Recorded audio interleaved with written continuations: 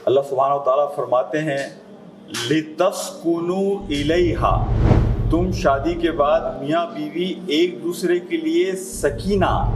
इस सफ़र में मियाँ बीवी दोनों को स्ट्रगल करनी पड़ती है। लड़की की तरफ से हमारे यहाँ इस बात की तरबियत नहीं होती कि तुम एक अच्छी बहू कैसे बनो।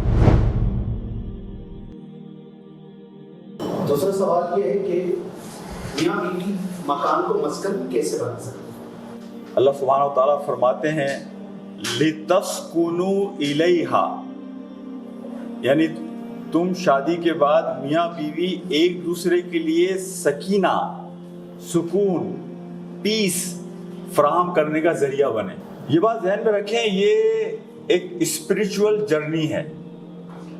शादी को ऐसा नहीं है कि जिस दिन शादी हुई और उसी दिन मकान मस्कन बन जाएगा। ये एक सफ़र है। इस सफ़र में मियाँ बीवी दोनों को स्ट्रगल करनी पड़ती है, दोनों को कुर्बानियाँ देनी पड़ती हैं, दोनों को पूरी कोशिश करना पड़ती है।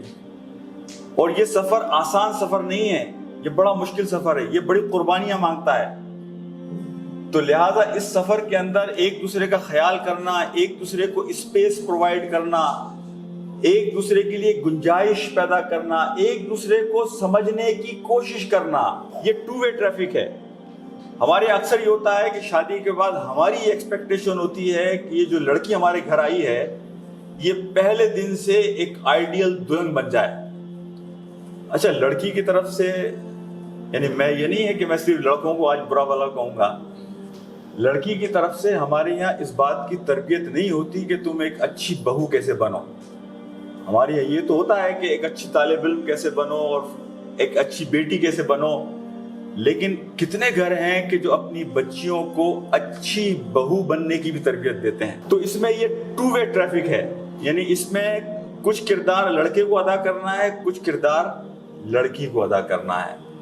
और उसमें उन्हें रोजाना, ये मैंने कहा ना, ये अपहिल स्ट्रगल है कि इसके अंदर ये बड़ी कुर्बानियां मांगता है। मैं इसको इस तरह मिसाल देता हूँ कि आप एक पौधे को किसी जगह से उठाकर किसी दूसरी जगह लेकर जाएं तो उस पौधे को जड़ पकड़ने में टाइम लगता है।